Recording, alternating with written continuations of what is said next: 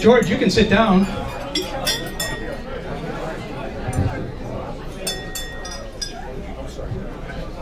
Good evening. Good evening. Can you guys hear me back there? Call the Paul? Good? Okay. Thank you. Good. Assuming somebody has hearing aids. That may be a big assumption.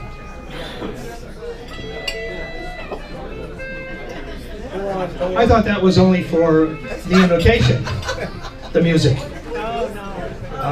George, maybe you could ever turn down the music? I guess not. Well, we'll live with it for a bit. Thank you, Andy. Good evening and welcome to the Xavier High School Class of 1966 50th reunion. George is still struggling down here. It's okay, George. Bad seating. First of all, we would like to thank everybody for coming not only last evening, but this evening. Believe it or not, we've had a 75% attendance of those who could come, so it's absolutely outstanding. So thank you very much.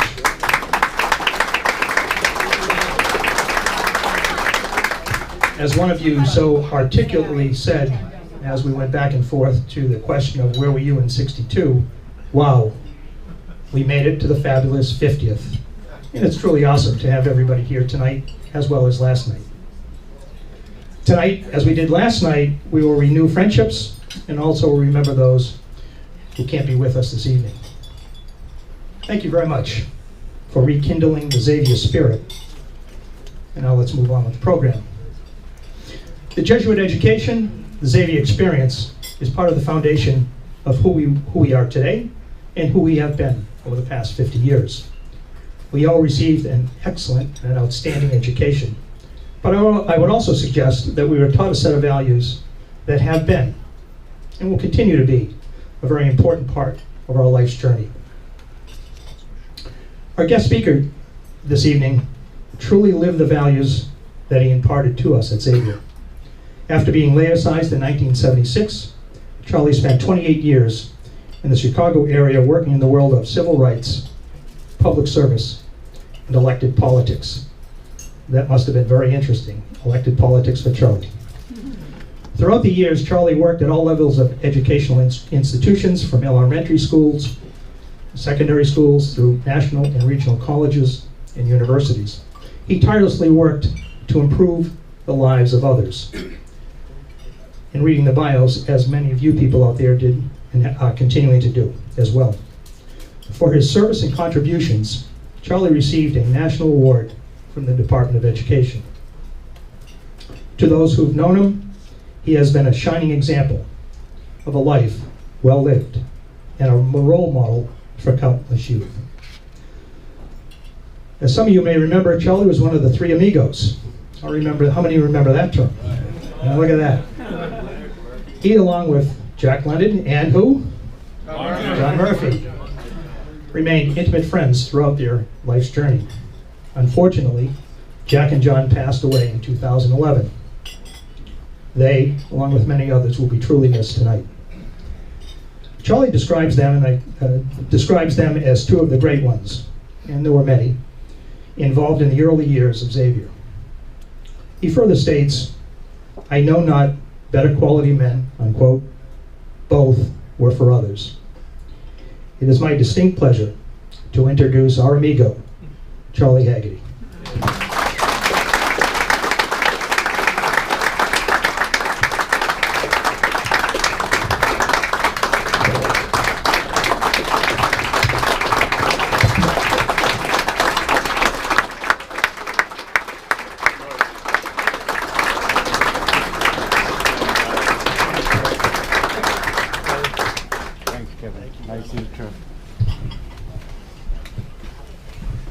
Now you have to use this because those people way back there need to hear you.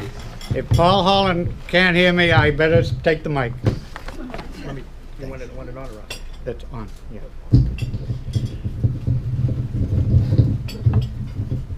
It's a very, very humbling, sincere tribute to be asked to be the guest speaker. Before I begin, I'd like to recognize some people in the audience. one of the most dynamic influences in the school history, Father J.C. O'Brien.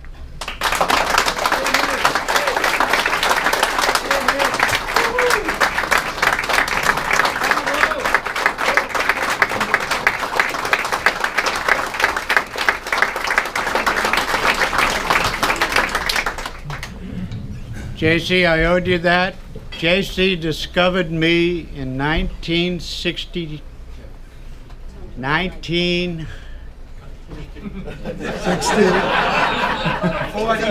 Hold it. I'll pull it up.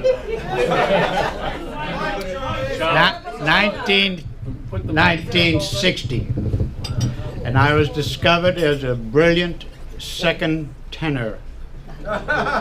J.C. was the choir master at Western, and he was an incredible talent hunter. He sought me out and allowed me to sing for 6 years, 3 in philosophy, 3 in theology. And many a Christmas Eve was spent with J.C. singing, only to be capsulized in the middle of being a scholastic, and he was a priest at Xavier and the English head of the English department. Hats off to you, J.C.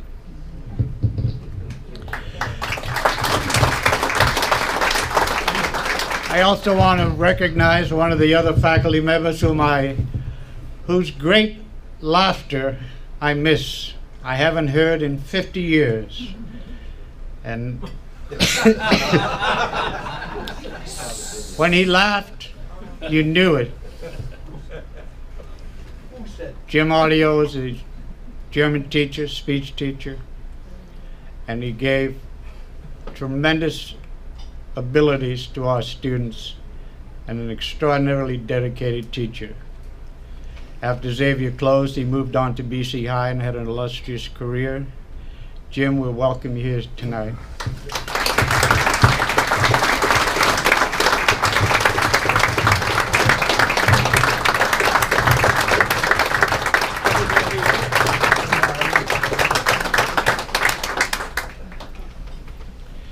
There is no umlaut in James's name. Today I had the splendid experience of doing some shopping in a local Donlands market. You paid too much. And it was an absolutely wonderful experience. And when I finished it, I had asked a woman in the vegetable counter where so-and-so was, and she said, it's right this way, and let me go and I'll show you. And then I went somewhere else and I asked a guy, I said, I'm looking to get some flowers, and where do I get any flowers? Oh, you come here, this is where it is. So when I was cashing out, the cashier was tremendously of service, and I said to her, I said, this is phenomenal. The service has been wonderful. And she said, the cashier said, we have a policy in this store, all of us, that we're a team. And we work as a team. So Jack Donlan, you have certainly changed.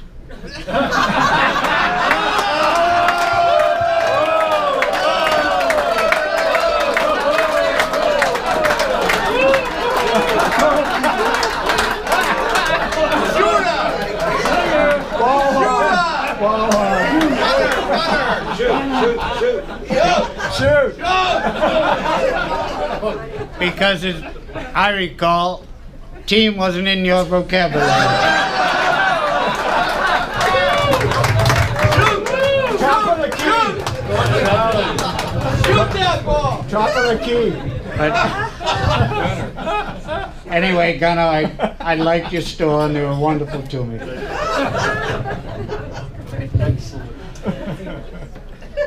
Now, before I begin my very formal, very profound address, I'd like to answer 2 charges that have been made against me. False. 1 charge, I am going to plead totally guilty. The other charge, I'm going to plead totally innocent. Some of you may find this hard to believe, but I was formally charged with forcing Matt McGuire to sit on a tack one of my English classes. I totally deny it. The accusee claims there's evidence, however, I deny it. The second charge, I plead total and absolute guilt. And if I could get on my knees, I would, and I beg, I did it out there by the monument, I beg total forgiveness for putting the nickname of Fatty on John Hegarty.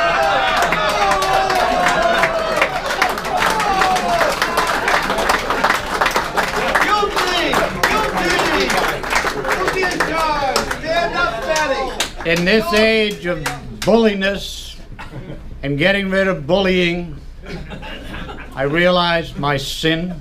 I realized my guilt. I'm having dinner with John and his charming wife, and feeling very much at home. So for all the harm, which was brought to my attention by none other than George Logan, saying I should apologize, I humbly do. So John Cohen, God bless.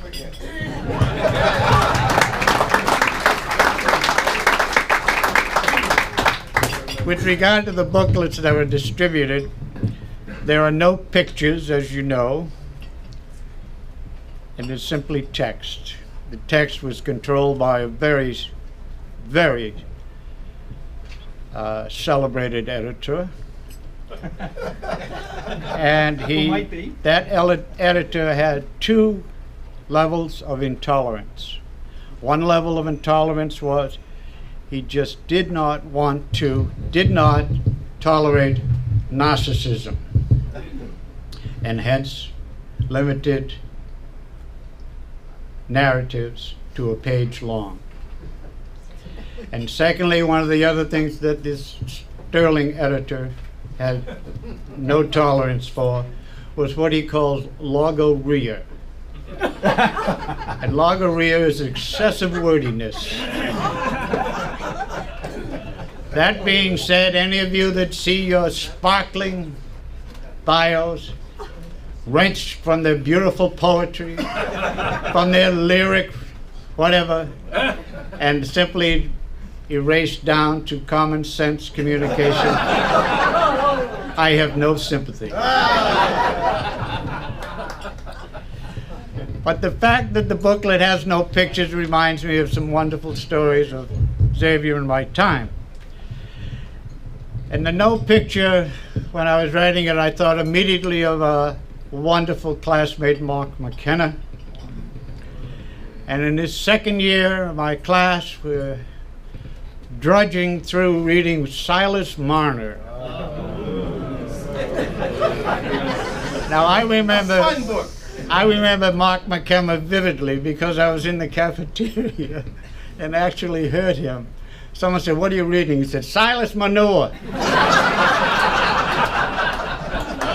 So he had no time for it. But anyway, I was in class and drudging through this wretched novel, but it was part of the curriculum.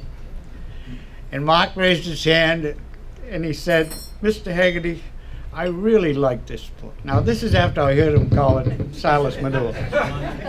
He said, "I really like this book, but honest to God, do you think you could have had some pictures in it?"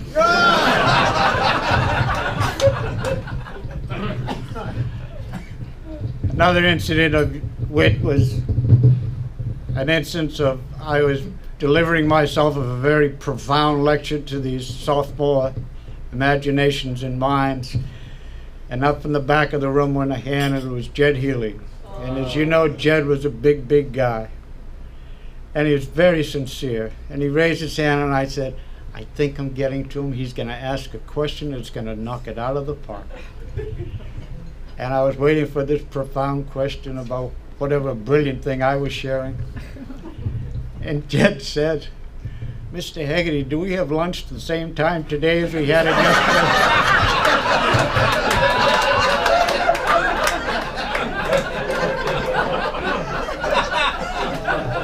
Now, if You there's- were inspiring.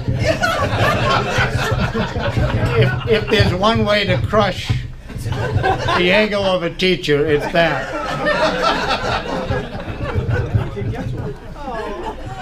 And the other story that rings in my mind, it's a bit edgy language, but we'll all offer it up. His origin is Anthony Martignetti. Now, none of you perhaps realize that Anthony was well versed in Anglo-Saxon language and had a great love and used it frequently. And there was a scene with Long John Murphy. We're getting close to Parents' Night, and Long John was trying to get into Anthony's mind to teach him the beauty and harmony of mathematics. And Tony just would have no time for it, and he was cutting up, but whatever he was doing, as you know, Tony, he was just infinite motion. And so Murph called him up to the desk, and he said, "Tony, look, you gotta get, you gotta bear down. You gotta do. You can just see Murph talking." And Tony's looking at him, and so Murph opens up his mark book, and he points down. He said, "Take a look at that now. We get Parents' Night coming up here, and look at that. What am I supposed to say to you? What do you see when you see that?" And Anthony looks down at the John Murphy's mark book, and he goes, "Look at all those fucking zeros."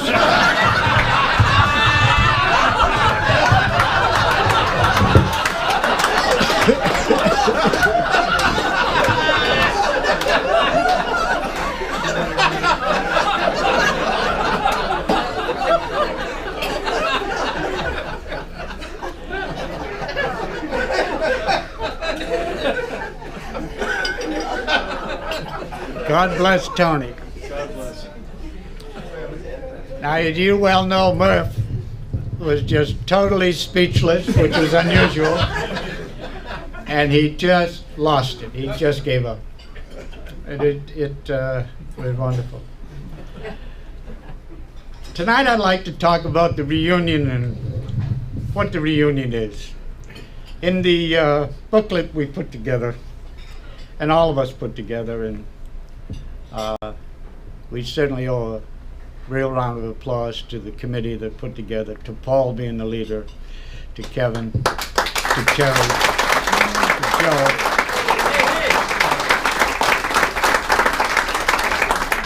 We wouldn't have what we have tonight without these gentlemen, and it was so wonderful to have Paul address us all as gentlemen in his email. But they dug in and did it.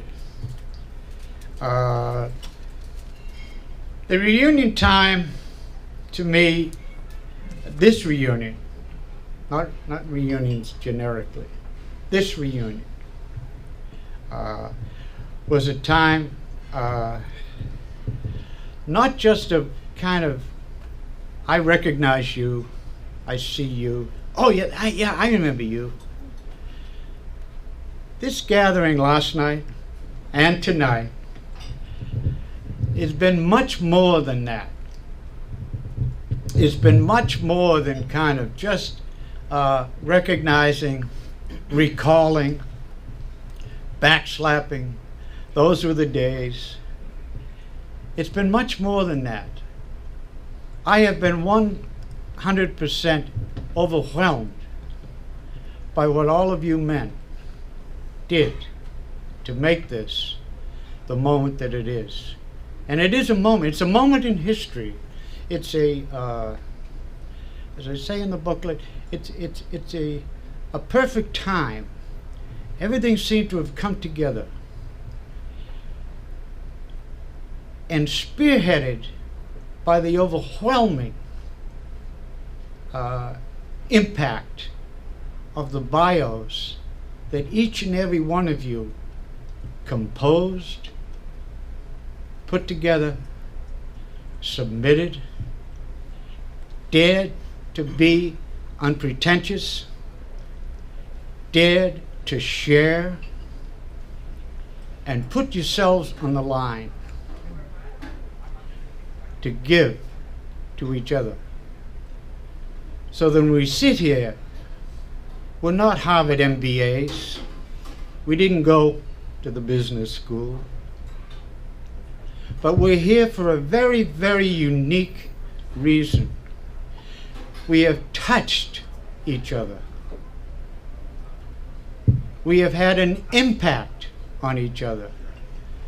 And your wives and your partners and your girlfriends and your mates and whatever can taste that, can see that, can feel that. I felt it last night. I felt it coming in here tonight. It's embarrassing. I've even cried a few times because it's electric and it's unique.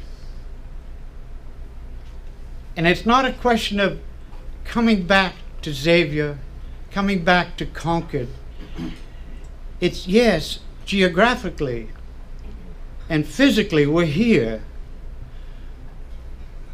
But as I mentioned in a quote from the poet T.S. Eliot, we have come back and recognized the place for the first time.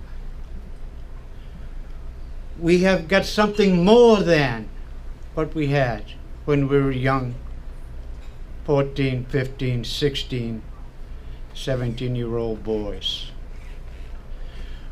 We have had our own unique, wonderful, terrifying, sad, beautiful, good lives evolve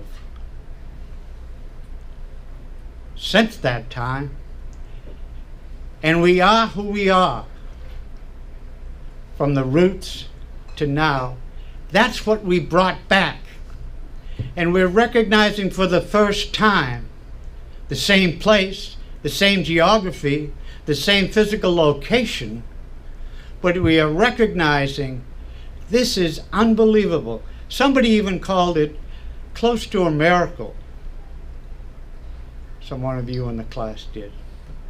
That we would come together, that there would be the sharing. And I've heard people say, you know, I talked to somebody last night, I didn't even talk to him in high school. And he's a great guy. It's fabulous. I feel good about myself. Or I didn't realize there's so much talent. I was behind the scenes prompting some of you, booting you in the ass to get your bios done. And a lot of you wrote back to me saying, lay off. One guy even wrote back saying, lay off, I don't intend to write my obituary. Someone else wrote back and saying, I'm not a bio guy. I'll be there, but I don't do bios. But basically, or someone else said, my life is vanilla. There's nothing to it. And I see the first guys that get their biographies in, and good God, who wants to try to compete with that? I wouldn't want to compete with all the guys that were flying all those airplanes. I mean, you'll be listening to one of the pilots soon, but it's amazing the number of pilots and the travel. But in any event, some of you took the jump, took the leap, and shared. And that's what made the recognizing. It was the gift that you all gave to each other. It was a time, the union was a time for revelation. If there's one description of the bios that hit me, was it the candidness. People delved deep into themselves and presented who they were with the warts, the freckles, the drawbacks, the upsets, the sufferings, the divorces, the agonies, the deaths, the loss of children, but shared that. That isn't done. And if I can be chauvinistic about it, men don't do that. Men aren't open the old books used to say. But you men were open, and you did share. Now, I love reading how great I was. I mean, I'm not getting any younger, and it's nice to get to my late 50s and realize that somebody likes me, in addition to my charming wife. But it's the revealing, the candidness, the sharing that, to me, made such a great deal of difference. But the reunion, to me, from my perspective, and the purpose of my winding down now, is to acknowledge each and every one of you. If you look in the booklet I put together sometime and see the paragraph that treats what a composite image is of everybody in this room, it swings the entire spectrum of human possibility, of human activity, of what human service, being of service, whether it be food service, beverage service, humanitarian efforts, teaching, special education directors, attorneys getting into issues and in current educational issues on university campuses. The spectrum is just fantastic, swinging all sizes and shapes.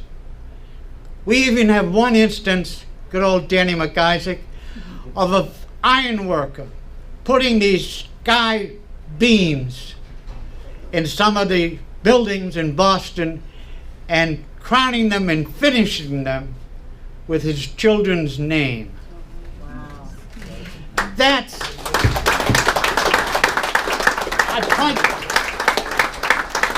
I point that out as an instance of, and not just to embarrass Danny, but as an instance of every type of work in those bios is service oriented. Every type of enterprise, every type of initiative, every failure, and every success is always focused on, from my perspective, others. That is what you should acknowledge. You should acknowledge your greatness. You should acknowledge your goodness. You should acknowledge the grace and blessings you received. You should acknowledge your families, your wives, your children, and acknowledge that you are important. You were taught that in your early days. If I did anything, and if Long John did anything, and if Jack Leonard did anything, and if Jim Audio did anything, and if JC did anything, and the whole parade of dedicated teachers, it was, you were something. You were to evolve into something. You have. Celebrate it, be happy about it, and be grateful for it. My love, my prayers, and my total esteem is yours. I thank you.